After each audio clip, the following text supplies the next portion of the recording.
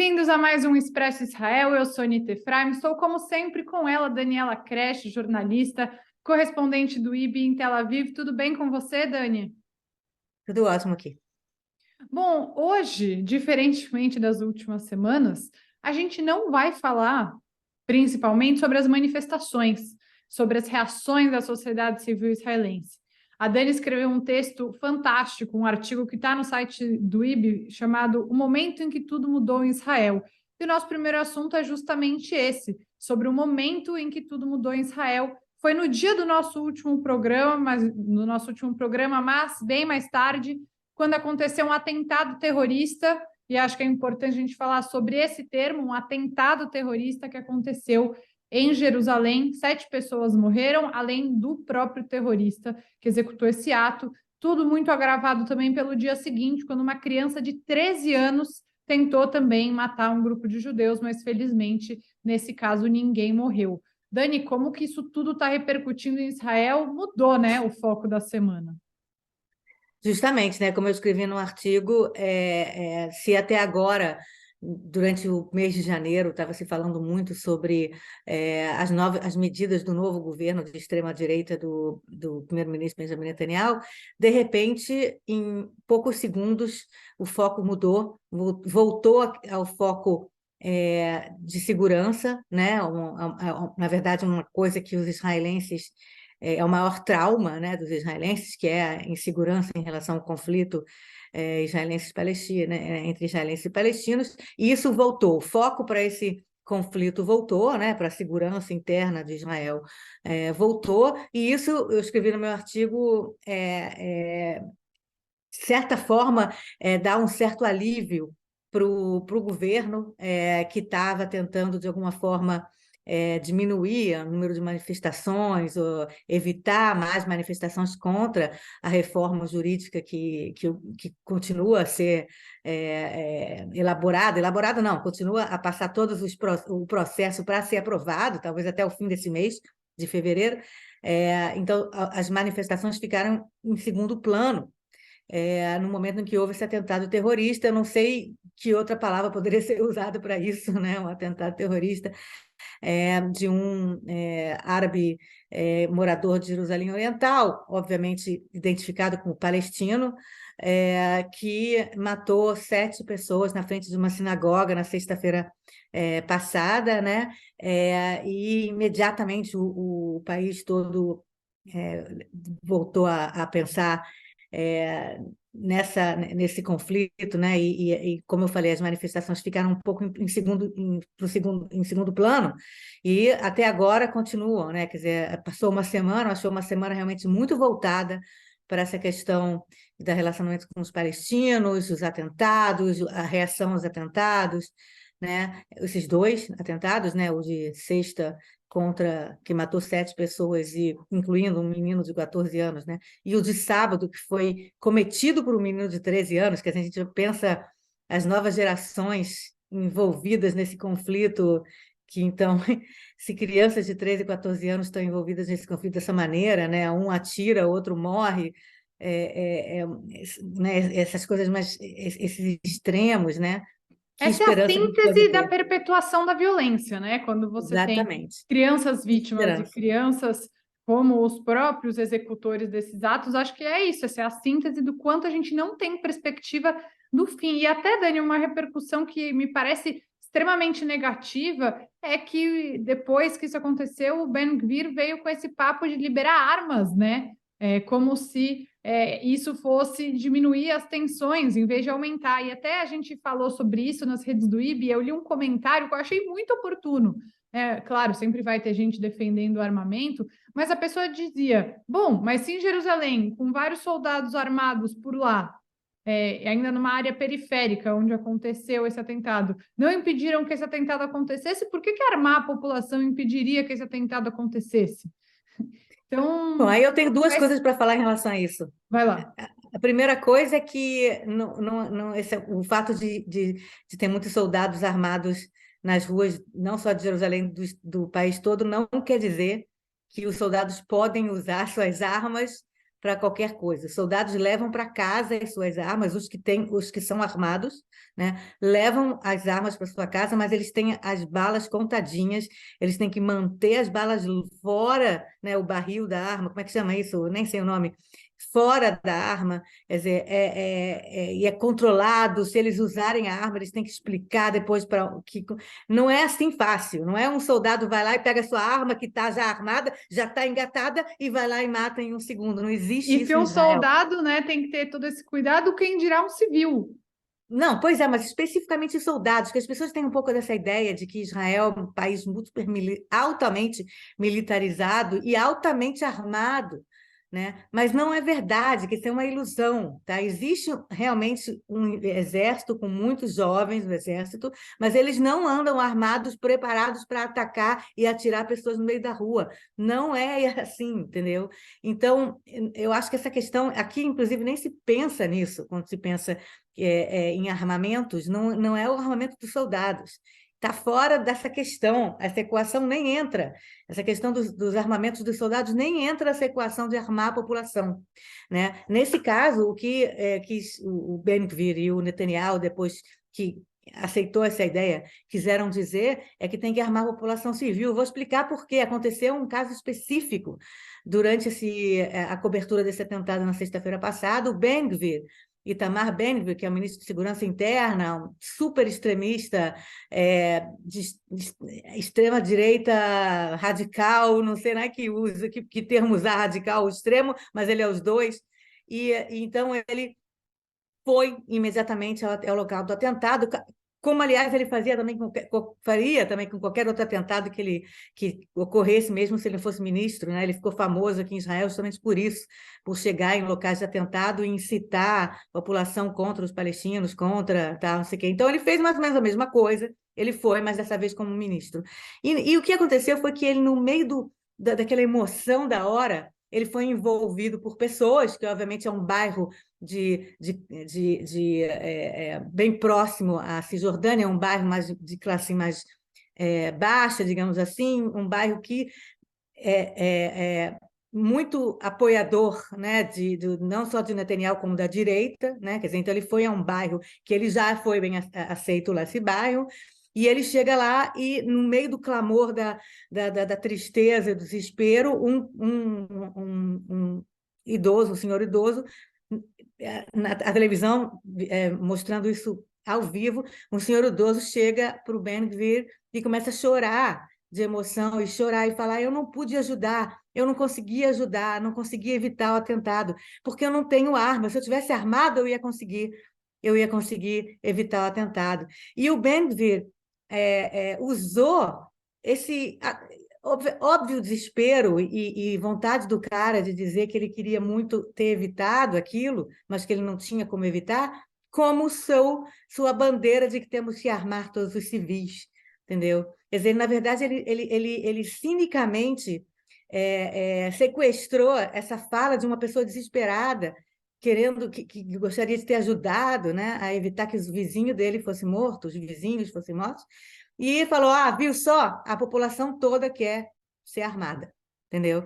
E começou a dizer, então, que tem que melhorar, quer dizer, facilitar que as pessoas possam ter armas. No começo seria só as pessoas que querem armas e que têm direito, que têm, né, o registro de arma, possam mais facilmente conseguir armas, mas também que possa haver mais registros de pessoas interessadas em ter armas. Quer dizer, entra um pouco naquela coisa mesmo da extrema-direita, da direita americana também, é uma importação um pouco dos valores da direita americana, que a gente tem visto muito importação de valores da direita americana. Então, ao vivo, a gente conseguiu ver a evolução de uma política pública por causa de uma questão, de um desespero de um cidadão ao vivo na televisão, entendeu? E também é importante o que você falou dos soldados e tudo mais, porque existe no mundo essa impressão de Israel como um país onde é fácil acessar as armas por causa dessa questão, né, dos soldados, de ter soldados, do serviço militar ser obrigatório, e é uma grande falácia, é bem burocrático para conseguir uma arma em Israel, e o que o Ben-Gvir quer justamente é desburocratizar, é facilitar, é acabar com os critérios, é super criterioso, né, para você conseguir uma arma, e o que ele quer justamente é facilitar esse caminho, né? É super criterioso, e se a gente pensar, se fosse verdade isso que no mundo, essa falácia, né, essa imagem errada, errônea de Israel fosse verdade, então você teria aqui 1.000 assassinatos à mão armada, né, 1.000 assassinatos com armas de fogo, talvez até como, como tem nos Estados Unidos, de pessoas atirando a esmo na rua, dentro de bares, de escolas e de shopping, sei lá o quê, e não existe isso aqui. Quer dizer, você não tem a utilização de armas de fogo do exército para cometer crimes. O que você tem, às vezes, é roubo de armas do exército, que são ultimamente têm sido muito usadas por grupos mafiosos, digamos assim, da minoria árabe israelense na Galileia. Existem muitas cidades que você tem muita briga entre famílias mafiosas e eles usam armas que compraram de alguém ou roubaram, tal, do exército, né? Que às vezes são identificadas com essa arma foi do exército, tal. Mas não é uma coisa que os próprios soldados, entendeu? Vão ficar usando a arma deles para qualquer coisa no meio da rua, para roubar, para assaltar, para evitar atentado, para ameaçar a família. Não existe isso. Quer dizer, então, essa ideia de que Israel é super militarizado, cheio de arma, não é. E é o que o Ben-Gvir quer. Ele quer que Israel seja essa imagem, né? E isso realmente é mais um absurdo que está acontecendo, mas não foi só isso que ele anunciou, né, e o Netanyahu endossou. Não foi só isso, ele anunciou, por exemplo, que ele vai diminuir os benefícios, alguns privilégios que presos políticos palestinos têm em prisões. E não são privilégios muito profundos, na verdade, são coisas assim, tipo, os homens poderem, os presos poderem trabalhar na padaria da prisão, sei lá, coisas assim, ou não precisar fazer faxina das suas celas toda semana, alguma coisa, privilégios assim meio bobos, não poder fazer churrasco, sei lá, esse tipo de coisa assim, mas que para os presos palestinos é, é, seria, na verdade, uma intervenção em seu status de preso palestino. Os presos palestinos têm um status muito importante na sociedade palestina. Às vezes, alguns atentados ou ordens dadas até para o Hamas partem de dentro das prisões, desses quase 5.000 presos palestinos, 4.700 presos palestinos. Então, o Ben-Gvir falar, então agora não vai ter mais privilégio, não vai ter mais, não vai poder fazer mais churrasco, isso já fez com que essa semana o Hamas lançasse 2 ataques contra Israel com foguetes. Quer dizer, é claro que até a gente pode discutir se está certo ou não esses privilégios dos presos palestinos, alguns com sangue nas mãos. A gente pode discutir isso. Mas você não pode, assim, de repente, tirar esses privilégios, porque isso também dificulta muito a vida do pessoal das prisões, que precisam, inclusive, às vezes, usar desse tipo de subterfúgio para conseguir ajuda e apoio desses presos para evitar, por exemplo, algum atentado. Porque, às vezes, eles dão privilégios para o preso para ele ligar lá e falar assim, não faz isso não, para aí de lançar foguete. Quer dizer, você tem aí uma coisa intrínseca entre os presos palestinos e o que acontece na Cisjordânia e em Gaza. É uma equação complexa, não adianta tratar como preto no branco. Não, não pode dar nenhum privilégio. Sim, na teoria seria ótimo se a gente pudesse simplesmente dizer isso, mas na prática não é assim que funciona, né? Então, eu acho que o Ben-Gvir faz, e você me corrige se eu estiver errado, a gente até se estendeu mais nesse assunto do que o que a gente se pretendia, porque é muito complexo, mas o que ele tenta fazer é tirar a complexidade das coisas e fingir que ele está dando soluções fáceis para problemas. Tão fácil de resolver, ó, é só você armar todo mundo. Tão fácil de resolver, é só você tirar os privilégios. Mas, na verdade, isso não resolve nenhum problema. Isso só vai aplacar essa sede que as pessoas têm de vingança, mas a vingança não vai acabar com o conflito. Então, aqui a gente não está falando, não, tem que fazer carinho nos presos palestinos que às vezes têm sangue nas mãos. Não é isso. Mas é que simplesmente você fingir que você vai resolver um problema tão complicado de anos e anos e anos com uma medida simplória é uma grande mentira. Mas, Anita, a gente pensando bem, né, em toda a extrema-direita mundial que a gente vê pelo mundo hoje em dia, e aí colocando Bolsonaro no meio, né? As soluções que a extrema-direita dá para os problemas que são complexos é sempre essa. É sempre uma coisa, tem um malzinho, tem bonzinho, tem que fazer isso e não tem que fazer aquilo, e acabou. E é fácil, e é rápido, e é bom, entendeu? E aqui na extrema-direita israelense é a mesma coisa, entendeu? Essa ideia de que você pode pegar, como você muito bem falou, um problema cheio de nuances, complicado, de décadas ou séculos, talvez, e você resolver, porque então agora vai todo mundo andar armado e aí vai acabar o problema, é claro que é uma ilusão. Mas isso surte um efeito em boa parte do eleitorado, que quer ouvir soluções claras e rápidas e fáceis dos seus líderes. Não gostam de ouvir soluções verdadeiras do tipo, peraí, vamos pensar, vamos ver, é nuance, vamos conversar, não sei o quê. Não, isso é chato, entendeu? Isso não é uma pessoa que quer uma solução para agora, amanhã, entendeu? Ele vai, obviamente, então, acreditar naquele líder que dá uma solução aí, entendeu? Rápida. Sim, exato. E Dani, indo para o nosso segundo assunto, essa última semana, além de tudo isso, foi marcada também pela visita do secretário de Estado dos Estados Unidos, Antony Blinken, a Israel e também a Palestina. Eu vi um texto do Guga Chakra, né, que saiu ontem no Globo, que resumia da seguinte forma: os Estados Unidos querem distância do conflito Israel-Palestina, porque o Joe Biden, chefe do Antony Blinken, não suporta o Netanyahu e não acredita no potencial de resolução do Mahmoud Abbas. Então, não há parte de diálogo possível. Mais ou menos esse o resumo do que escreveu o Guga Chakra, que é muito mais coisa de dentro, acompanhando as notícias dessas visitas. Essa é a mesma impressão? Olha, eu não sei até que ponto o Biden não suporta o Netanyahu, não. Eu acho que eles têm um relacionamento de muitas décadas, inclusive, que o Joe Biden respeita o Netanyahu. Não sei se respeita o Netanyahu de 2023, talvez o Netanyahu de antes, né? Enfim, o Netanyahu precisa do Joe Biden para várias coisas. Obviamente, o Netanyahu preferia o Donald Trump, ele deixou isso muito claro várias vezes, antes da eleição do Trump em 2016, antes da eleição de 2020 que o Trump perdeu, o Netanyahu fez questão de deixar bem claro. Quem ele não suportava e não suportava ele era o Barack Obama. Isso era, obviamente, bastante documentado. Então, mas o que eu acho é o seguinte, é que o Blinken veio para cá justamente para isso. Quer dizer, não sei se eu concordo com essa análise final do Google de que eles querem distância, né? O que eles querem, na verdade, é calmaria. Eles querem calma. Eles querem fiquem parados, fiquem quietinhos aí, não causem problemas para nós.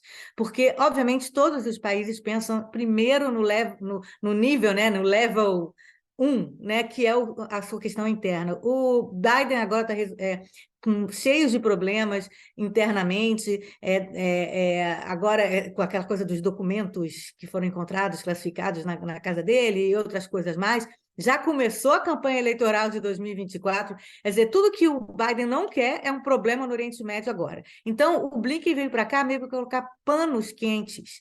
Não é que quer distância, eles quer proximidade, aquela proximidade que você quer com o inimigo, sabe assim, tipo, vou manter o Netanyahu próximo e o Mahmoud Abbas também, mas mantendo eles caladinhos. Talvez seja essa a minha visão, né? Então, o Blinken veio para cá justamente depois desses atentados e das respostas israelenses, né? Essas novas políticas e coisas que podem escalar ainda mais o conflito. Ele veio para cá para duas coisas. Primeiro, para colocar panos quentes nessa escalada de violência. A gente está perto do Ramadã, que começa em março, e as pessoas aqui já estão nervosas. Eu tenho uma amiga americana que mora aqui há 4 anos, que vai viajar no Ramadã para fora de Israel. Ela fala, não, tenho certeza que esse Ramadã vai ter uma guerra. Ano passado teve. Quer dizer, então, um nervosismo antes do Ramadã, então acho que o Blinken está tentando evitar que aconteça alguma coisa nesse Ramadã. E a segunda coisa, talvez mais importante até do que aconteceu em termos de israelenses e palestinos, é a questão da reforma jurídica, que a gente tem falado bastante. O Blinken deu uma aula cívica para o Netanyahu, filmado, que passou em todas as televisões aqui, o Blinken falando: nós temos em comum com Israel nossos valores básicos de democracia, de checks and balances, de democracia forte, com todos os pontos e pesos e contrapesos. Nós não queremos um aliado que não tenha essa democracia vibrante e pujante. Ele não só falou isso na cara do Netanyahu, e o Netanyahu ficou meio com uma cara de tacho, como ele logo em seguida se encontrou com membros da sociedade civil. Ele se encontrou com pessoas. Não é normal que um secretário de Estado venha para Israel e se encontre com representantes de estudantes, de ONGs, de não sei o quê, que foram falar para ele que estão muito preocupados com o enfraquecimento da Suprema Corte, que é o que Netanyahu quer fazer. Então, na verdade, ele veio aqui para falar: Netanyahu, para com isso, para de fazer essa reforma jurídica, porque você vai fazer com que haja um problema muito grande com os Estados Unidos apoiarem Israel. Os Estados Unidos só apoiam as democracias, não vai ficar apoiando quem já não é mais uma democracia. Fora isso, ele também falou uma coisa que tem todo mundo falando essa semana também, que é a questão da econômica, né? Que como essa questão jurídica, eu falei na semana passada também, pode fazer com que Israel seja rebaixado por agências de rating, né, de crédito. E hoje mesmo, hoje, sexta-feira, dia 3 de fevereiro, a gente está falando, a Standard Poor's, que é uma dessas agências de crédito, lançou um documento, um relatório, falando que Israel está próximo a fazer uma coisa meio Polônia, meio Hungria, e se tornar menos democrático, e faria com que a agência realmente diminuísse o crédito de Israel, não drasticamente, continuaria tendo um crédito alto, um rating alto, mas menos do que o atual. Quer dizer, então, acho que o Blinken veio aqui para esses dois, mandar essas duas mensagens. Primeiro, fiquem quietinhos aí, caladinhos, vocês querem ajuda dos Estados Unidos? Para com a escalada. Segundo, democracia é isso aqui, vai voltar para a escola. A minha filha está estudando na 8ª série, ela sabe que a democracia é mais do que o Netanyahu. Então, ele foi dar aula de democracia para o Netanyahu. E o Netanyahu ficou um pouco balançado. Aliás, quem outro que deu aula de democracia para o Netanyahu, hoje, a gente está falando novamente, é 3 de fevereiro, foi Emmanuel Macron na França. O Netanyahu está na França nesse momento. Ele encontrou com Macron ontem, ficaram horas conversando. O comunicado oficial do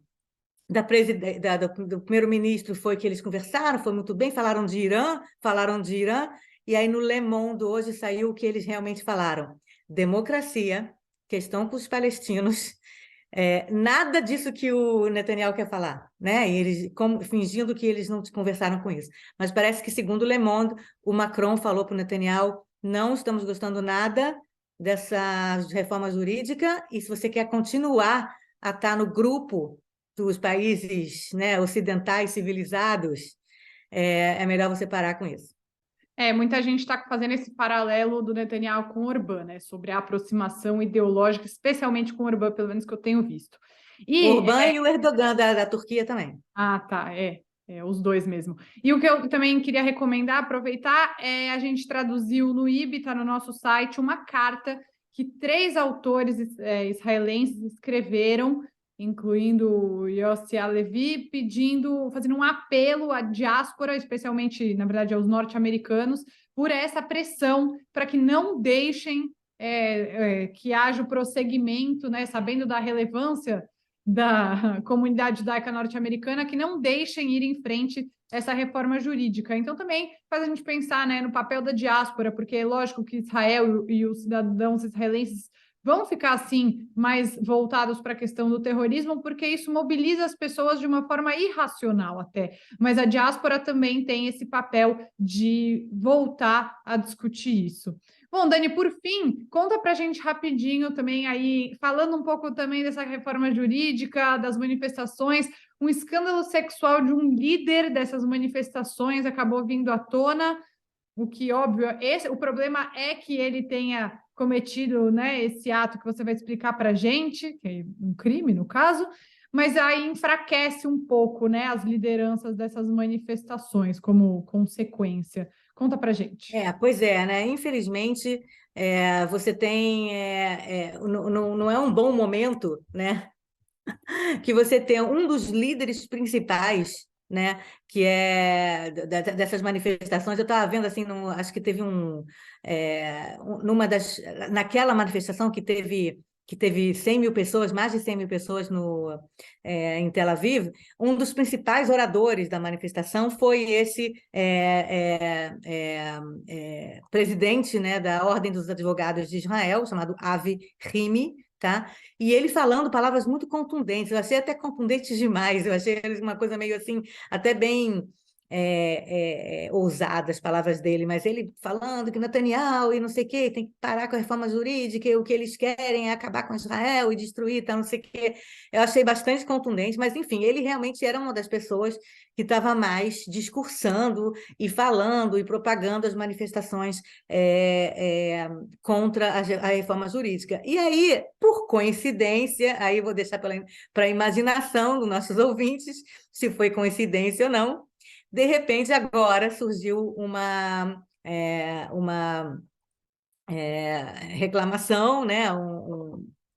Uma alegação de uma mulher que alegou que estava numa conversa com Zoom com ele, pedindo, na verdade, que ele ajudasse a escrevesse para ela uma referência para um trabalho que ela queria, e ele se revelou, digamos assim, no Zoom para ela. Né? Revelou suas partes íntimas, digamos assim, para ela durante essa conversa de Zoom. Ele diz que não, que foi uma coisa consensual, que eles estavam conversando e era uma coisa meio... Era um flerte, ou era um namoro, alguma coisa assim. Eu não vou aqui, como mulher, inclusive, não tenho como dizer que ela não está falando a verdade. A gente apoia mulheres, né, nessas questões de assédio sexual. Certamente apoia mulheres. Não tem ninguém aqui, na verdade, que diz que não aconteceu. O próprio Avi Himi teve que, depois, logo no dia seguinte que esse escândalo aconteceu, ele pediu demissão da Ordem dos Advogados. Ele não diz que não aconteceu, ele diz que aconteceu, mas em aquela alegação que a gente tem de vários, né, assediantes, de que foi consensual, tal, não sei o quê.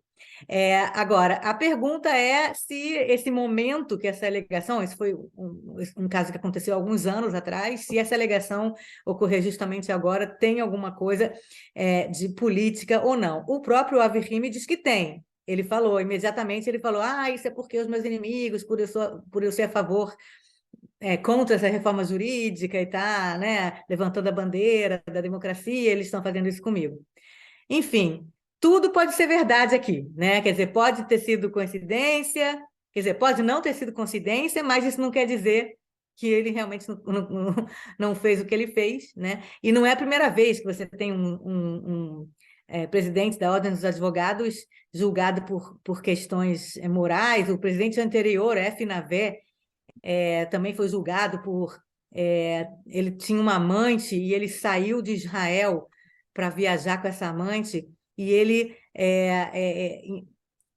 saiu com ela no aeroporto e ele ajudou ela a sair sem receber o visto de saída, porque ele não queria que houvesse nenhuma burocracia mostrando que ele viajou com ela. Uma prova. Então, ele fez um negócio lá no aeroporto que ele conseguiu passar ela sem receber o tal do visto de saída de Israel, de volta de Israel, tá, não sei o quê. Ele foi impetrado lá, sei lá, como é que se impugnado da Ordem dos Advogados. Então, já não tem um bom histórico essa Ordem dos Advogados, e obviamente isso cai como uma luva para pessoas que são contra, né, o Suprema Corte, né, e esses advogados, esses juízes, são todos ruins, né, são todos com manchas morais, né.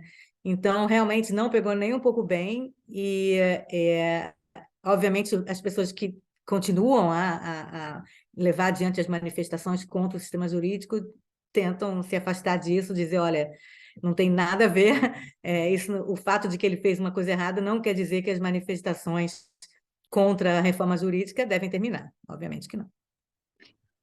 Mas realmente leva para o outro lado, né? O outro lado ganha aí uma argumentação para desmoralizar, e muitas vezes não é sobre o assunto em si, mas é sobre narrativa. Isso a gente repete aqui sempre. Dani, a gente volta na sexta-feira que vem com as principais notícias de Israel. Não se esqueçam, se você gosta do programa, se você acompanha aqui o IB, se inscreva no nosso canal e acompanhe o IB nas redes. E mais uma vez recomendo a todos que leiam o artigo da Dani essa semana que está lá no nosso site. Até semana que vem. Tchau, gente.